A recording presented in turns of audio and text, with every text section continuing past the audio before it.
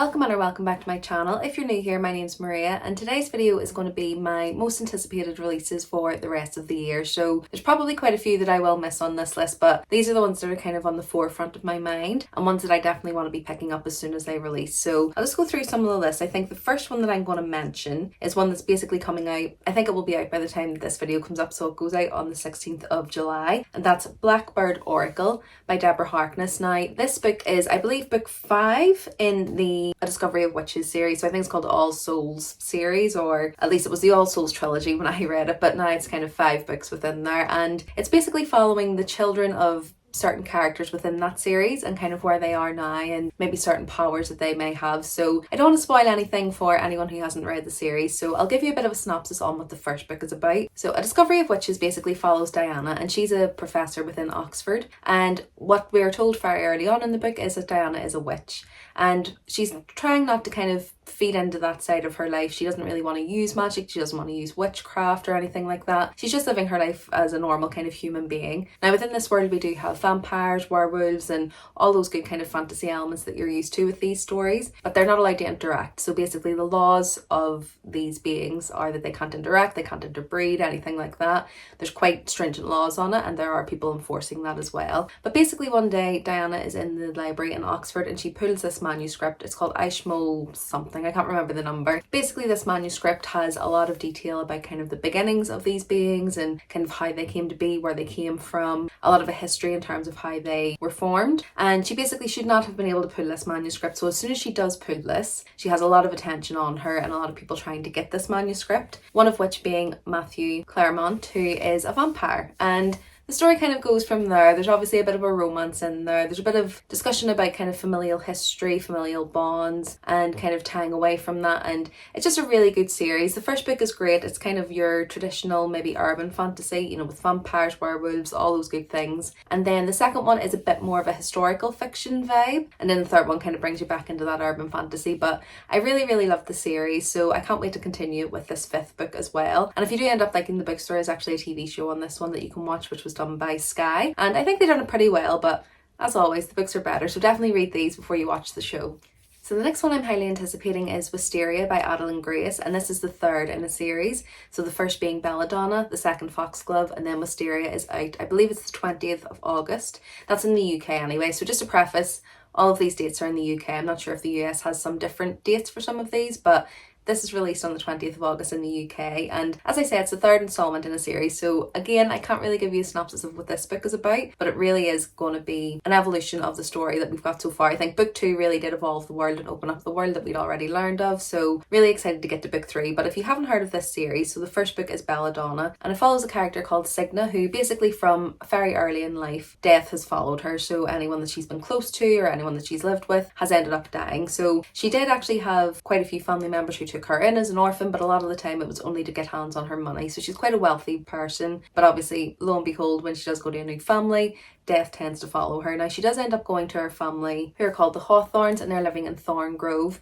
and essentially the mother of the family has actually recently died and the daughter is suffering from an unknown illness. So Signa is kind of there and she's trying to kind of figure out why this is happening to the family, what's going on, and there's a bit of a murder mystery element with this one. But what I really love about this is kind of the gothic undertone and kind of the dark and dreary undertone that there is with this one. It's kind of set in what I would call like Regency era, so think Bridgerton but with a gothic undertone and murder mystery vibes. That's kind of how I would summarize what this story is and kind of the vibes that you get from this one. Really excited for the 3rd book. I think this may be the conclusion. I'm not sure if there is going to be another book on this one, but yeah, I think this is the conclusion, so I'm really excited to see how the story ends. So the next one I'm anticipating is actually out before Wisteria. I did jump the gun a little bit with that one, but it's out on the 13th of August, and that's Lady Macbeth by Ava Reid. Now, I'll be quite honest, I know nothing about this book. I know nothing about what it's about. I just seen Ava Reid wrote it, and it's Lady Macbeth, so, you know, I kind of know the story of that as well. So I just decided that's one that I definitely want to read. I'll read the synopsis for you just to give you kind of an idea on what it's going to be about, but it just says, the lady knows the stories, how her eyes induce madness in men. The lady knows she will be wed to the Scottish brute, who does not leave his warrior ways behind when he comes to the marriage bed. The lady knows his hostile, suspicious court will be a game of strategy requiring all of her wiles and hidden witchcraft to survive. But the lady does not know her husband has occult secrets of his own. She does not know that prophecy guards him like armor. She does not know that her magic is greater and more dangerous, and that it will threaten the order of the world. She does not know this yet, but she will. So yeah, it just sounds like it's going to be really intriguing. It doesn't really give you much of an idea on what it's about, and I think it is obviously heavily based on Macbeth and the story there. I don't think you need to read that before reading this. I'm guessing you'll be able to kind of follow it along, but again, it's kind of a gothic, spooky undertone that she had in A Study in Drowning. I loved the prose that she used, so her writing was really good, so I'm really intrigued to read this one. So just hoping that this will be a case of I'll be able to go in blind, just kind of see where the vibes take me, and hoping I'll enjoy it as much as I did A Study in Drowning.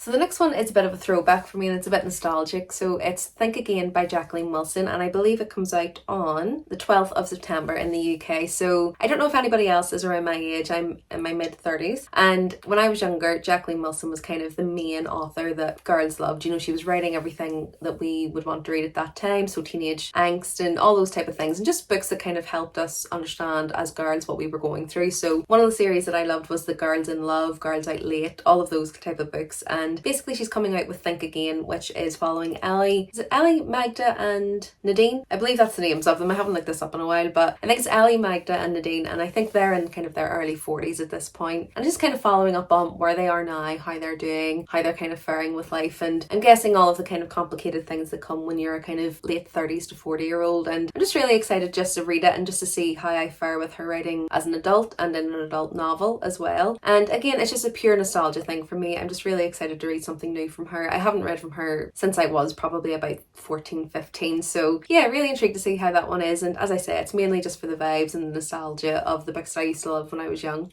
So the next one is Graveyard Shift by M.L. Rio, and the main reason I want to pick this up is, again, just I loved If We Were Villains by this author, and I just want to read more from them, and I'm really excited about this one because I actually like the sound of the story that's in this. It sounds a bit more like a mystery thriller kind of setting rather than a purely dark academic setting, which is what If We Were Villains was. And this one, it kind of follows these 5 disparate people who kind of come together within this graveyard, within this town. There's some mysterious happenings going on, but for some reason they all kind of work the late shift. I think it's a bartender, a rideshare driver, a hotel receptionist, steward of the derelict church, and the editor-in-chief of a college paper. So the editor-in-chief is always searching for a story, and somehow they come across the gravedigger and they follow them with, you know, suspicions of they may be able to help with some of the strange goings on within this town. So that's all I really know, and that's all I really need to know. Again, I'm going to go in a little bit blind, but I think this sounds like it would be the perfect read for around September, October time. Kind of give you creepy, eerie feelings, and I just love the way that she wrote kind of in the dark academia genre. So if I get the same kind of undertone that I got with that, I think I'll be happy with this one. So really excited about that, and it's out on the 24th of September, so perfect timing for that spooky season.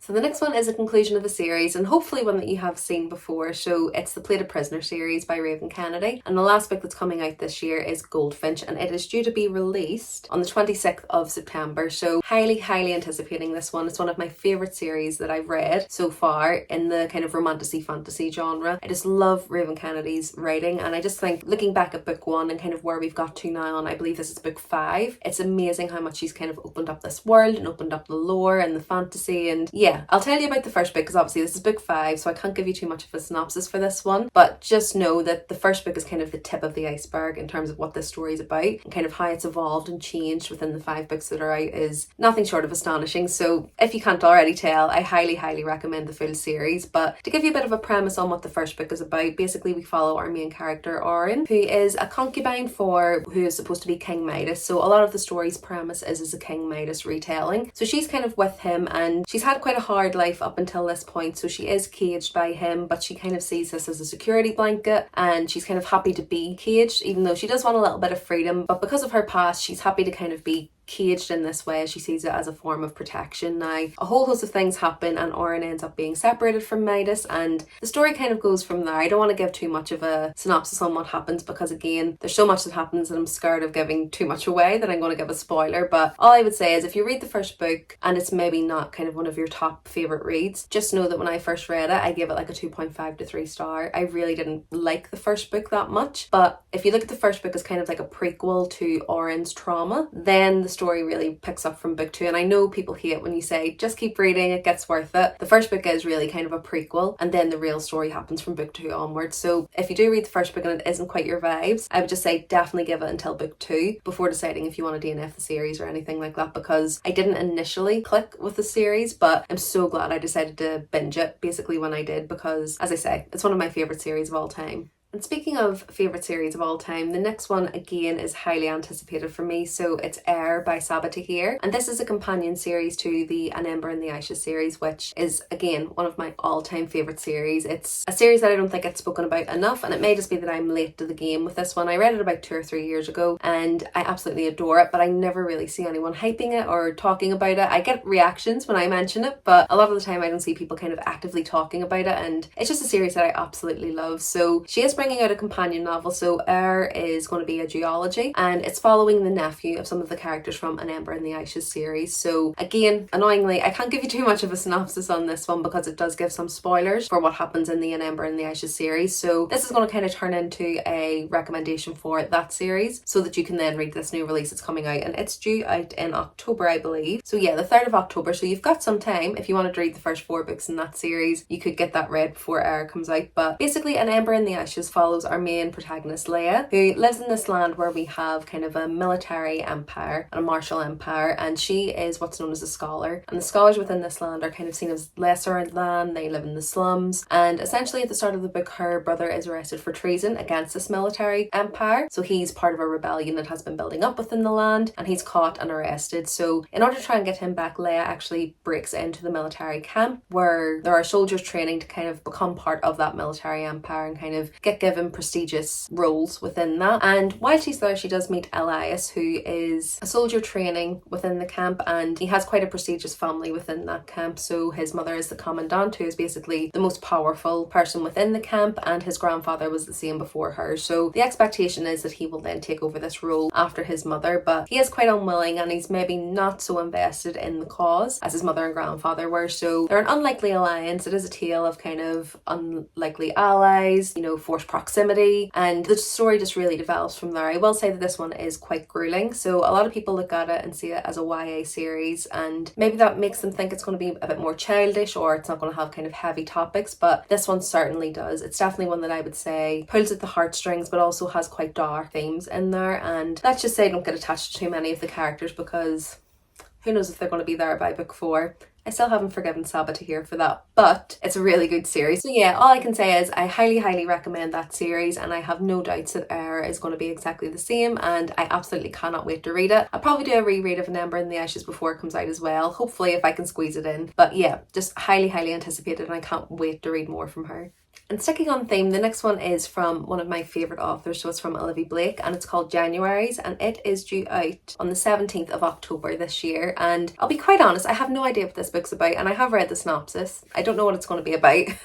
And Olivia Blake does do that sometimes. A lot of her books are kind of, you're reading and up until about the 50% mark, you may be thinking, I have no idea what's going on. But with this one, it just says, once upon a time in a land far away, the tutelary spirit of a magical bridge rapidly approaches burnout. Meanwhile, Congress enacts a complex auditing system designed to unwaste your youth. A banished fairy answers a Craig ad. A Victorian orphan gains literacy for her occult situationship, and a multiverse assassin contemplates the one who got away. Escape the slow trudge of morality with these magical ruinations of life, death, and the love, or revenge, that outlast both. Featuring modified fairy tales, contemporary heists, absurdist poetry, and at least one set of actual wedding vows. If you can tell me what that story is going to be about, then definitely put it in the comments below, because I have no idea, but I have faith that Olivia will pull through. It kind of reminds me of the synopsis I read for Masters of Death, and again, halfway through that book, I wasn't entirely sure I was following the synopsis or I was following the plot of what was going on, but I just love Olivia's writing. I think it is a very purpley prose, very flowery writing, and for me it really works, for others it doesn't. So this sounds like it's going to be a big vibes over plot story, which a lot of her books are, and I really love them. But yeah, I'd say if you love Masters of Death, this sounds like it's going to be one that's going to be quite a similar strain to that. So yeah, really excited to see what this one's about. It's a new book from Olivia Blake, so regardless of what the synopsis said,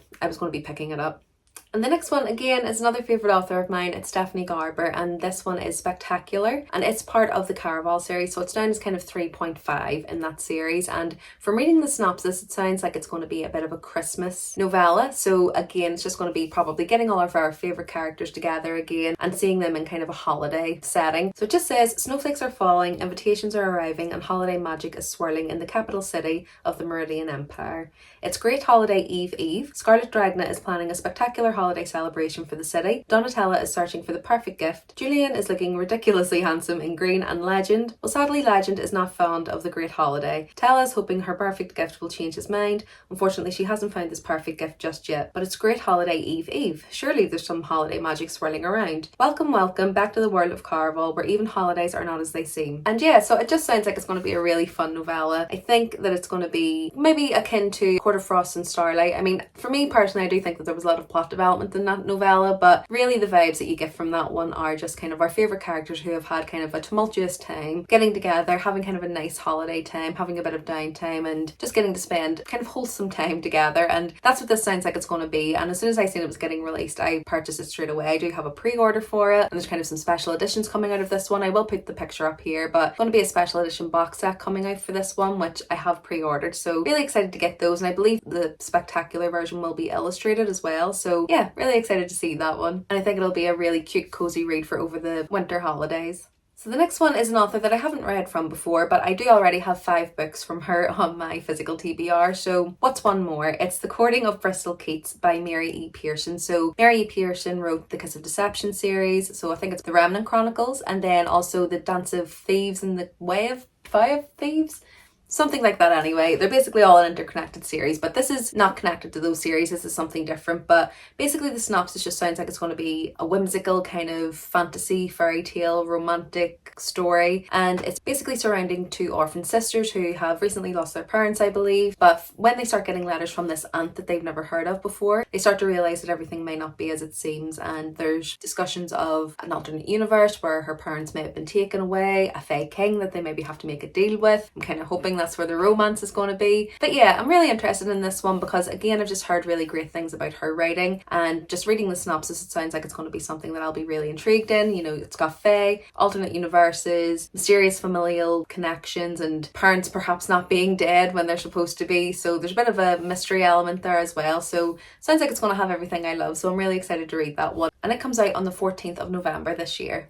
So the last one I want to mention is, again, from another favourite author of mine, Carissa Broadbent, and that's The Songbird and the Heart of Stone. Now, this is the 4th book in the Crowns of Nyaxia series, and basically this is part of kind of an interconnected series where there's duologies within, but they do follow kind of different characters within each duology. So it's in the same world as The Serpent and the Wings of Night, which follows 2 main characters, Araya and Rain. So Araya is the adopted daughter of the Nightborn vampire king, and she has basically trained her whole life to take part in what is called the Kajari because she wants to win the prize, which is a wish from the goddess of death herself. So her wish is to become a vampire like the rest of the people that she's trained with and been brought up with. She wants to be strong like them. She doesn't want to be weak or vulnerable. So that's kind of her wish. She's going into the Kajari to try and win this. And essentially she's been trained for it, so she does feel very confident that will happen. And when she's there, she's paired up with Rain, who's a vampire from, I believe, a different house within the vampire lands. Paired up with him, they're kind of reluctant allies. They work together to try and get to the final, but essentially only one person can leave the Kajari alive, so it will be a battle till that end. And then, yeah, the story kind of goes from there. So it's a really good one. Carissa Broadbent for me is just a really talented writer. I really like her prose. I love her series Daughter of No Worlds as well. And I would say I did prefer that more than this series. When I first read The Serpent and the Wings of Night, I wasn't instantly gripped. But the more I've kind of thought about it and the more that I've stepped away from the series after reading it, it is one that I continually think about. So I do just think it was maybe right book, wrong time. So I'm interested to do a reread of that one and then to read this next story. The story is going to be following a side character from those first books who I really enjoyed. I really loved her character, really loved her banter and her dialogue and things like that. So I'm really interested to see where this goes, and I believe in Carissa Broadbent's writing. I've basically read, I believe, everything that she's published so far, so really excited to see where this one brings us.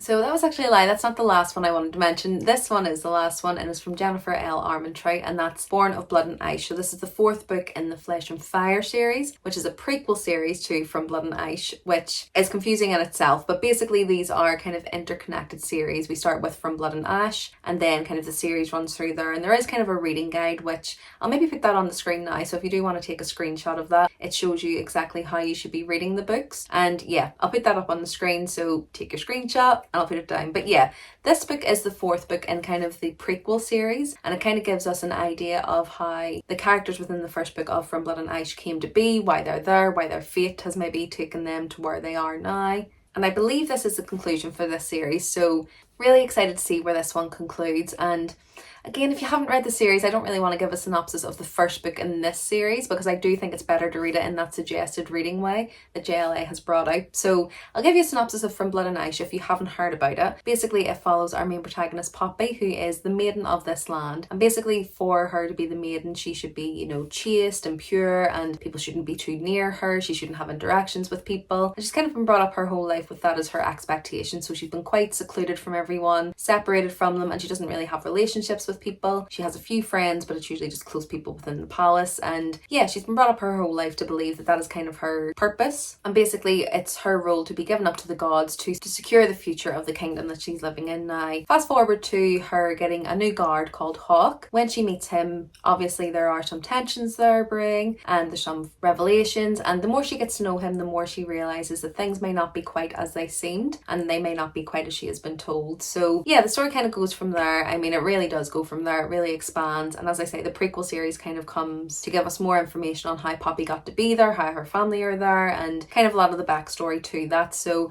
it's quite a long series. I think at the minute there's 4 or 5 books within the From Blood and Ice series, and now 4 books within this prequel series, so it's a pretty hefty series, so you'd have quite a lot of catching up to do to get that one. This one's actually out in August, so as I say, I forgot to put this one in. But yeah, I'm really intrigued to see where the story goes. I think the last couple of books that we've got within this series were, for want of a better term, filler books. You know, we were kind of either going over stuff that had already happened but just from different points of view. So with A Soul of Blood and Ice, that was the one that came out, and it was from a different character's point of view of the first book. So it was good. I mean, if you're a lover of the series, it was a great book to read, but it didn't really progress the plot an awful lot. And then with the last book in this series, there was a lot of meandering within this one area, and again, I just felt like it didn't really progress the plot a lot as to where I would like it to be. But the last kind of 30% really kicked up the pace again, and the ending, as always, was left on a huge cliffhanger. So I'm really intrigued to read this one, see where the story brings us, and I believe this does kind of connect the 2 series. That's what I believe. I've been told that, but I may have that wrong. But I believe that this one coming out will start to connect the dots with the 2 series, and maybe the timelines will converge as well. So yeah, really interested to read this one and any of the books that have come out in this series, just because I love the characters so much, I love the banter so much. I'm always really intrigued to read it, so excited to get that one as well. And yeah, that's all the books I'm looking forward to, or at least all of the ones I have on my list. I know there will be a few that I'll probably think once I've filmed this video that, oh, I should have included that, but those are the ones that are kind of top of mind for me at the moment, and the ones that I'm really anticipating coming out as well. Let me know what your most anticipated release is. Let me know if there's any that I need to be adding to my TBR or any that I need to be pre-ordering. My list is quite long, but I mean, as I say, what's one more? It's always worth adding it on there. If you like this video, do remember to give it a like, and if you want to see more from me, remember to subscribe. I'll be posting 2 videos a week, and it'll be videos like this, so anticipated releases, book hauls, come shopping with me, all good bookish things like that. Other than that, thanks so much for watching this one. I do hope that you enjoyed it, and I'll see you in the next one soon. Bye!